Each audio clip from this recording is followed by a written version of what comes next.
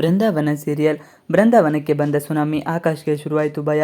ನಾವೆಲ್ಲ ವಯಸ್ಸಿನಲ್ಲಿ ದೊಡ್ಡವರೇ ಇರಬಹುದು, ಆದರೆ ಎಲ್ಲರೂ ಫ್ರೆಂಡ್ಸ್ ಥರ ಇದ್ವಿ. ಆದರೆ ನೀನು ಯಾಕೆ ಸತ್ಯ ಹೇಳಿಲ್ಲ? ನೀನು ಮಾಡಿರೋ ಕೆಲಸದಿಂದ ಮನೆ ಮರ್ಯಾದೆ ಬೀದಿ ಪಾಲಾಗ್ತಾ ಇದೆ. ಇಂಥ ಕೆಲಸ ಮಾಡೋದಕ್ಕೆ ನಿನಗೆ ಮನಸ್ಸಾದರೂ ಹೇಗೆ ಬಂತು? ನೀನು ಮದುವೆ ಆದ ದಿನದಿಂದ ನನಗೆ ಅನುಮಾನ ಇತ್ತು, ಆದರೆ ಈಗ ಸತ್ಯ ಗೊತ್ತಾಯಿತು. ಪುಷ್ಪ, ನಮ್ಮನ್ನೆಲ್ಲ ಕ್ಷಮಿಸಮ್ಮ. ನಿನ್ನಂಥ ಹುಡುಗಿಗೆ ಇಷ್ಟು ಮೋಸ ಆಗಬಾರ್ದಿತ್ತು ಎಂದು ಸತ್ಯಮೂರ್ತಿ ಹೇಳುತ್ತಾರೆ. ಪುಷ್ಪ, ನೀನು ತುಂಬ ಒಳ್ಳೆಯವಳು. ನಿನಗೆ ಇದನ್ನು ಹೇಗೆ ಬಿಡಿಸಿ ಹೇಳಬೇಕು ಎಂದು ಅರ್ಥ ಆಗ್ತಾ ಇಲ್ಲ. ಆದರೆ ನೀನು ಈಗ ಸತ್ಯನ ಫೇಸ್ ಮಾಡಲೇಬೇಕು ಎಂದು ಹೇಳುತ್ತಾನೆ. ಆಗ ಪುಷ್ಪ ಮುಖದಲ್ಲಿ ಆತಂಕ ಕಾಣಿಸುತ್ತದೆ. ಯಾರನ್ನು ನಂಬಬೇಕು, ಯಾರನ್ನು ಬಿಡಬೇಕು ಅಂತಾನೆ ಗೊತ್ತಾಗ್ತಾ ಇಲ್ಲ. ಆಕಾಶ್, ನೀನು ಈ ರೀತಿ ಮಾಡ್ತೀಯಾ ಎಂದು ನಾನು ನಂಬೇ ಇರಲಿಲ್ಲ. ಆದರೂ ಇಷ್ಟೊಳ್ಳೆ ಹುಡುಗಿ ಪುಷ್ಪಗೆ ಮೋಸ ಆಗಬಾರ್ದಿತ್ತು ಎಂದು ಅವನು ಹೇಳ್ತಾನೆ. ಆಗ ಆಕಾಶ್ ಮನಸ್ಸಿನಲ್ಲಿ ಒಂದು ವಿಷಯ ಬರುತ್ತದೆ. ನನ್ನ ಹಾಗೂ ಸಹನಾ ವಿಚಾರ ಇವರಿಗೆ ಗೊತ್ತಾಗಿದೆ ಅನಿಸುತ್ತೆ.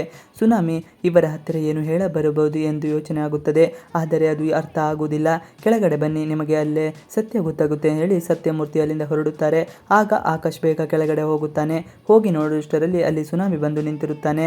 ಅಲ್ಲಿರುವ ಯಾರು ನನಗೆ ಇದಾನೋ ಅರ್ಥನೇ ಆಗ್ತಾ ಇಲ್ಲ ಎನ್ನುತ್ತಾರೆ.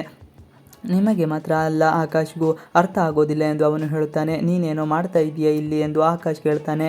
ಆಗ ನಾನು ನನ್ನ ಪಾಪ ಕಳೆದುಕೊಳ್ಳಲು ಬಂದೆ ಎನ್ನುತ್ತಾನೆ. ಇಲ್ಲಿ ದೊಡ್ಡದಾಗಿ ಏನೋ ಮಾತುಕತೆ ನಡೆಯುತ್ತಿದ್ದನ್ನು ಸುಧಾಮೂರ್ತಿ ಗಮನಿಸುತ್ತಿರುತ್ತಾರೆ. ಏನಿದು, ಯಾಕಿಷ್ಟು ಮಾತಾಡ್ತಾ ಇದ್ದಾರೆ ನೋಡೋಣ ಅಂತ ಅವರು ಬರ್ತಾರೆ. ಸುನಾಮಿ, ನೀನೇನು ಇಲ್ಲಿ ಎಂದು ಆಕಾಶ್ ಹೇಳಿರುವುದು ಕೇಳಿರುತ್ತದೆ. ಪಾಪದ ಲೆಕ್ಕನು ಚೂರು ಕಮ್ಮಿ ಮಾಡಿಕೊಳ್ಳಲು ಬಂದಿದ್ದೀನಿ ಎಂದು ಅವನು ಹೇಳ್ತಾನೆ. ಸುಧಾಮೂರ್ತಿ, ಅಜ್ಜಿ ನೀವೇ ಅಲ್ವಾ, ಆಶೀರ್ವಾದ ಮಾಡಿ ಎಂದು ಅವರ ಕಾಲಿಗೆ ಬೀಳುತ್ತಾನೆ. ಯಾಕಪ್ಪ ಎಂದು ಅಜ್ಜಿ ಕೇಳ್ತಾರೆ. ಯಾಕೆಂದರೆ ನೀವು ಆಲದ ಮರ ಇದ್ದ ಹಾಗೆ ಇವತ್ತು ನೋಡಿ ಮನಸ್ಸಿನ ಆನಂದ ಉಕ್ಕಿ ಬರ್ತಾ ಇದೆ.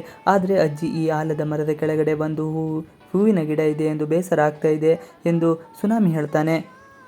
ಬೃಂದಾವನ ಕಲರ್ಸ್ ಕನ್ನಡ ವಾಹಿನಿಯಲ್ಲಿ ಪ್ರಸಾರವಾಗುತ್ತಿರುವ ಧಾರಾವಾಹಿಯಾಗಿದೆ. ಇದರಲ್ಲಿ ಒಂದು ಕೂಡು ಕುಟುಂಬದ ಕಥೆ ಇದೆ. ಒಂದು ಮನೆಯಲ್ಲಿ ಒಟ್ಟು 37 ಜನ ವಾಸ ಮಾಡುತ್ತಾರೆ. ಆ ಕುಟುಂಬಕ್ಕೆ ಹೊಸದಾಗಿ ಸೇರಿಕೊಂಡವಳು ಆ ಮನೆ ಮೊಮ್ಮಗ.